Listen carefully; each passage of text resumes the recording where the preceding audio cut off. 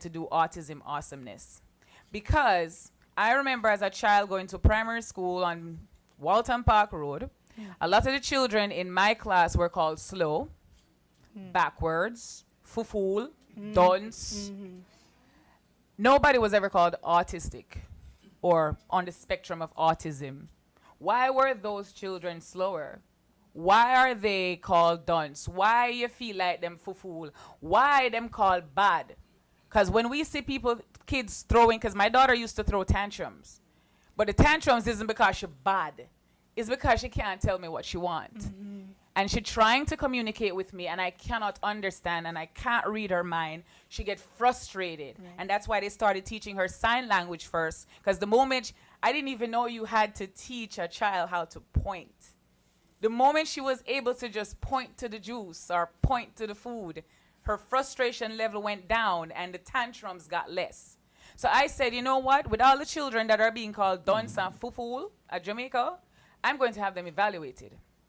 And I'm going to have them evaluated by the therapist that helped my child. And in order to raise funds for that, I'm going to write about my daughter's experience, and I'm going to have people buy the book, and I'm going to use the money, and I'm going to take people, all the therapists, the psychologists, the ABA teacher, the speech therapist, and the physical therapist to Jamaica to give free evaluations for children 6 months to 5 years old. Because that's one thing with America that I've noticed. Everything that I mentioned my daughter is receiving is free. We don't have nothing like that. So I'm going to create it. And if I can't get help from the bigger heads, I'm going to do it myself.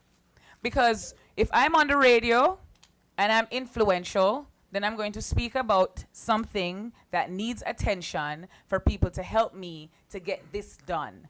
So my inspiration behind writing Autism Awesomeness is my child.